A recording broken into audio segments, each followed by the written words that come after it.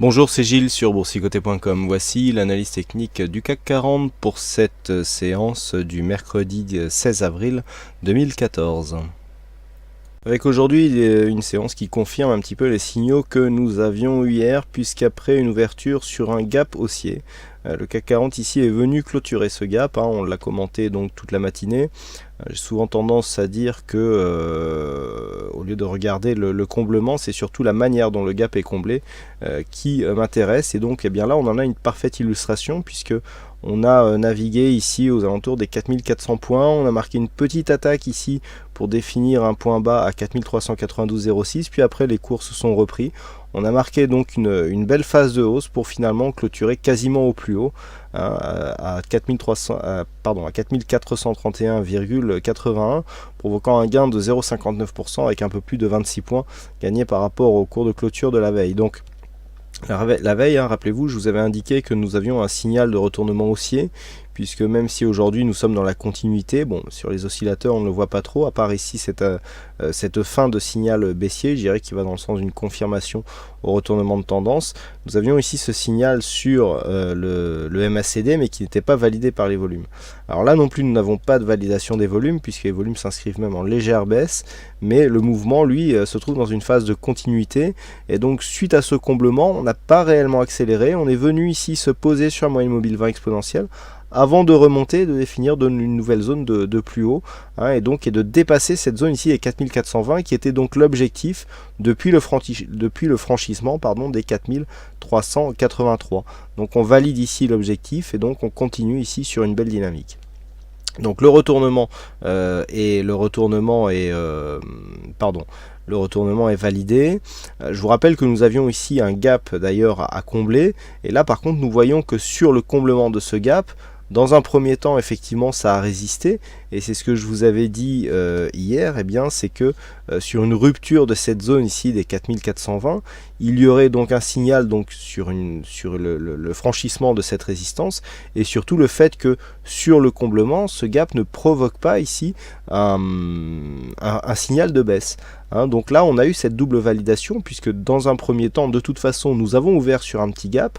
Donc si le gap était resté ouvert, c'était encore pire, puisque je vous en avais parlé hier, nous avions un signal de retournement par un îlot de renversement, puisque nous avions un gap en entrée, un gap en sortie, avec donc cet îlot qui se trouve sur la partie basse de la figure. C'était plutôt un signal de retournement haussier très dynamique. Donc là le retournement n'est pas dynamique certes, mais il a au moins le mérite d'exister. On valide donc le comblement de ce gap, le fait d'avoir dépassé ici cette zone des 4420 confère à ce mouvement un signal de pérennité.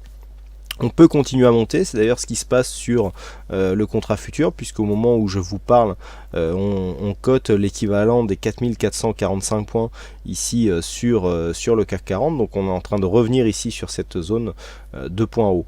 Donc pour l'instant, alors une petite parenthèse, nous sommes passés sur le contrat futur, mais sur le CAC, et donc comme nous entrons en période de dividendes, il est possible que vous trouviez des décalages dans les cotations que j'annonce sur certains signaux, avec notamment un décalage de 60 points qui existe entre le futur et le cash en ce début de mois. Donc cet écart va se réduire tout au long du mois de mai jusqu'à l'expiration du contrat futur, mais où le CAC et le futur auront la même valeur.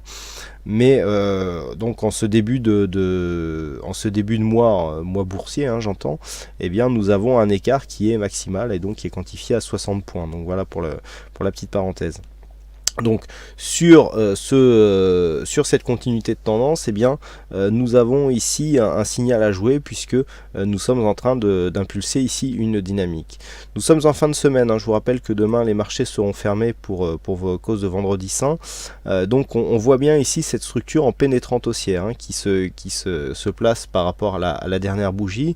Quoi qu'il en soit, sur la tendance moyen terme, nous ne sommes pas encore sur une phase de retournement, puisque même si nous avons marqué ici un retour, donc un rebond, il n'y a pas une sortie de la loi de dos. On voit même que si on traçait une résistance ici, nous avons une succession de points hauts qui est toujours baissier, idem pour les points bas.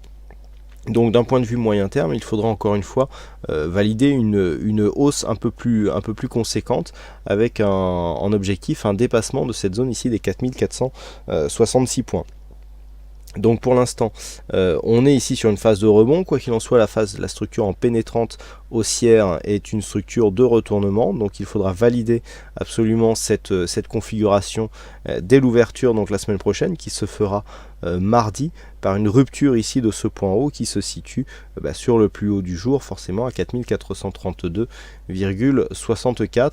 Mais ce que nous pouvons voir ici sur cette vue, c'est que d'un point de vue moyen terme, eh bien, la tendance reste bien orientée à la hausse, et même du point de vue des indicateurs, bon, nous avons quelque chose d'assez hésitant avec un stochastique qui est limite ici sur achat. Alors sur ce genre de configuration, c'est plutôt une configuration haussière, le RSI qui est proche aussi de sa zone de surachat et un MACD qui nous indique très peu de volatilité. Par contre, du point de vue des volumes, alors que nous avons quand même une tendance qui est légèrement haussière, vous voyez que les volumes ici ont tendance à baisser. Dans cette configuration, une rupture ici de cette zone de support pourrait amener, avec un surplus de volume, pourrait nous donner un signal de retournement de tendance majeur, puisque nous sommes quand même ici sur un signal d'affaiblissement. Donc ce qui serait intéressant aussi la semaine prochaine, ça serait de surveiller. Alors c'est vrai qu'on a un jour de moins aussi, mais bon, on a eu de l'expiration aujourd'hui, donc normalement ça aurait dû au moins compenser en partie. Il faudra surveiller la semaine prochaine que les volumes s'étoffent un petit peu pour valider une continuité pérenne de cette tendance haussière. Si les volumes s'inscrivaient encore en baisse, il faudra surtout surveiller donc les volumes journaliers. Il faudra faire attention ici dans le cas d'un retour sur cette zone de support, puisqu'une rupture de cette zone dans cette configuration avec donc des indicateurs très peu volatiles et des volumes en baisse, et donc qui commencent à s'inscrire sous la moyenne, pourrait nous donner donc une faiblesse et donc une rupture de cette zone doublée d'un retournement et donc d'une phase de baisse qui pourrait potentiellement fortement s'accélérer. Donc pour la séance de mardi prochain, les niveaux, tout simplement l'objectif maintenant devient cette zone de résistance ici à 4456 et le point haut à dépasser pour valider une continuité et un retournement de tendance se situe sur cette zone ici à 4466,19. Donc ça sera l'objectif pour la semaine prochaine. Si on arrive à valider une cassure haussière de cette zone, il y aura un signal de hausse significatif. Par contre, sur un retour ici et sur un dépassement, toujours la même chose, des 4383 points à la baisse, il y aura inversion du flux avec donc une tendance qui redeviendrait baissière, donc sur la tendance daily court terme. Voilà donc ce que l'on peut dire sur cette analyse technique du CAC 40. Alors aujourd'hui, donc il y avait un fixing, c'est Bono qui gagne sur cette session. Bravo à toi Olivier.